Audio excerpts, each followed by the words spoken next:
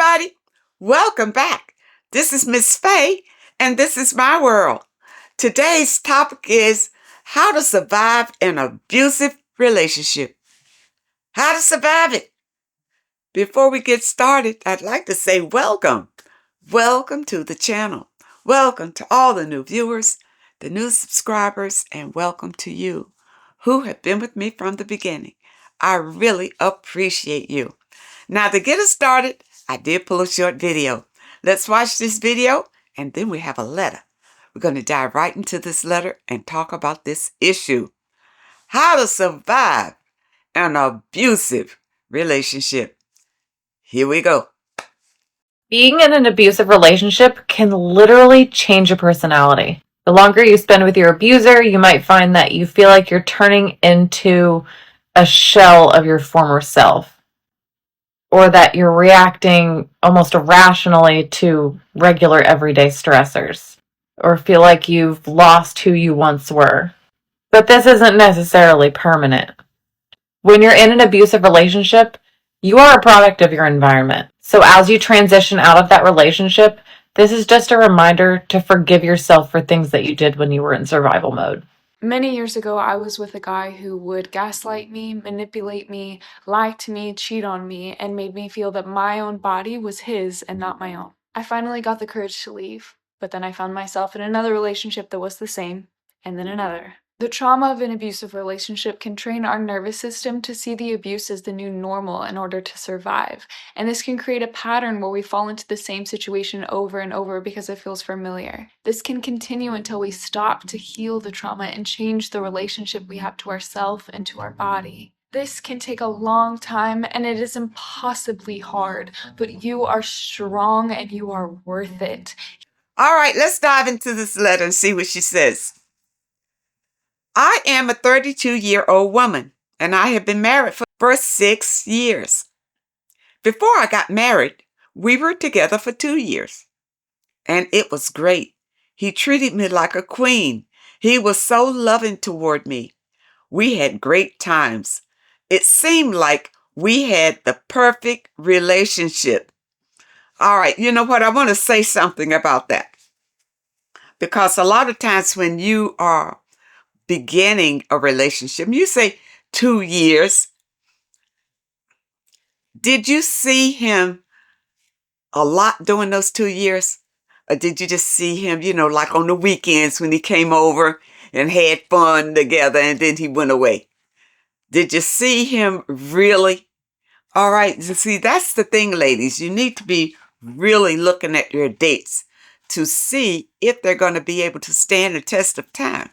All right. Okay, let's go on. She says, then we got married. And from day one, he seemed to change into another person. He yelled at me for no reason and made me cry. I did nothing wrong. Then he told me he was sorry and things were fine.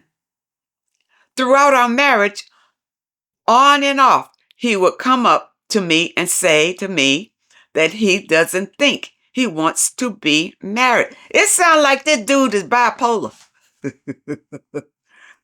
That's what it sounds like to me. One day he's hot, next day he's cold. No, he's got something mental going on here. Then a few weeks later, he acts so loving to me and tells me he changed his mind, that he does want to be married. And this keeps happening for years on and off. You know what? If you have been putting up with this for years, I think both of you have something else going on. Okay? That's affecting your relationship, but there's something else going on in your minds that's corrupting this relationship. All right? You say he becomes distant and mean and then changes into another person. And we have a young child together. On the weekends, he stays out all night and comes home around 4 a.m. in the morning. And sometimes he calls me and tells me he has to work late and comes home around 11. Look, you are a young woman. You ain't got to put up with this at all. And you know what? I realize, in the dating stage, how usually when you're dating, what? He'll come over on the weekend and take you out to the movies or eat or something like that. But you don't see him in real life situations. That's what I mean when you're dating. You need to see your man in real life situations. You want to see, how does he act when he gets angry? How does he manage his life? Is it easy for him? Is he stressed about it? Things like that. Those are the things that you want to know, not being so happy that you got a man hanging around and, he makes you laugh. It's more than that. All right, so he tells you that he's working late. He comes home around 11. I am very kind and loving to him. He came home one day drunk and told me that when he is drunk, he can speak the truth, and told me he was lucky to have a beautiful wife and that it's not greener on the other side. You know what? For you to stand up here and listen to that, I'm telling you, where is your value? Where is your worth? Where the heck is your self-esteem? You gotta think about this. He gonna tell you that the grass isn't greener on the other side. That means he's been cheating on you. And now he's gonna come back to you because he hasn't found anything better. That's a lie. I don't believe that. Nobody will take him.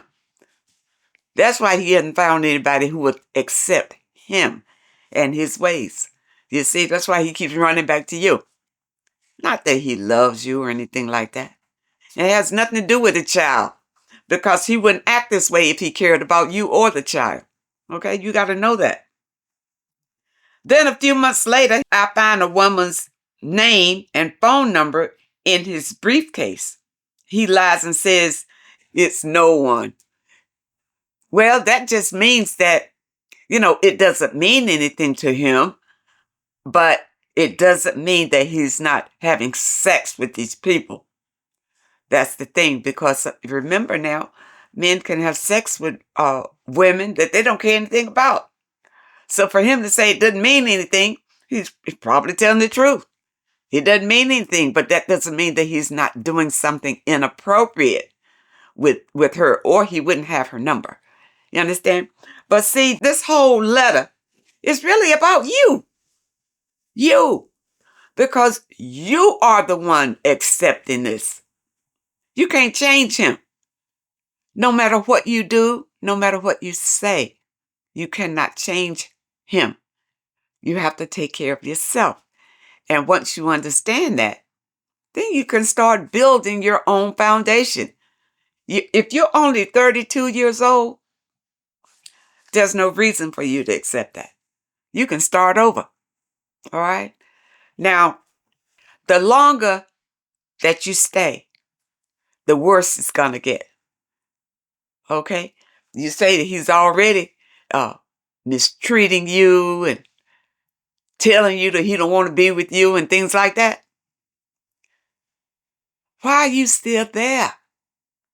You got to look at yourself in the mirror and decide what it is you really want in life. Okay? Because I'm always going to tell you the same thing. You need to love yourself and take care of yourself. And if you stand up and let a man treat you and talk to you any kind of way, then that's on you. That's on you. You allow it. And as long as you stay with him, you will continue to allow it. And remember, you got a child there. You see, and if it's a little boy, he's learning how to treat women from the way that this man is treating you. And if it's a little girl there, then she's feeling, wow, when I get big, is a man going to treat me like that? You understand? She's saying that now, but then the more she sees it, she will become accustomed to it, and then she will attract the same man in her life. So the same thing you're going through, if it's a little girl, she'll go through the same thing. You need to stop it. right now. Don't let this man affect your children. You got to think about your children when you're with these men. Okay? Don't be so hungry just to have a man in your life. And a lot of you, I understand that you stay because you don't understand that you have power. You feel like you don't have any power. And you are afraid. Fear stops a lot of people from doing a lot of things. And if you don't break through that fear, then you always stay put and be subjected to whatever comes your way. I hope you understand the message today, and I really hope that it helps someone. Now, those of you who may have a question that you'd like for me to answer, my email address is in the description. And if you're looking for today's affirmation, the link is also in the description. I want to thank you so much for supporting this channel. I thank you for your comments and your letters, and a very special thank you to those that leave a donation. I really appreciate all of you. I wish you all the very best, and I really hope to see you next time.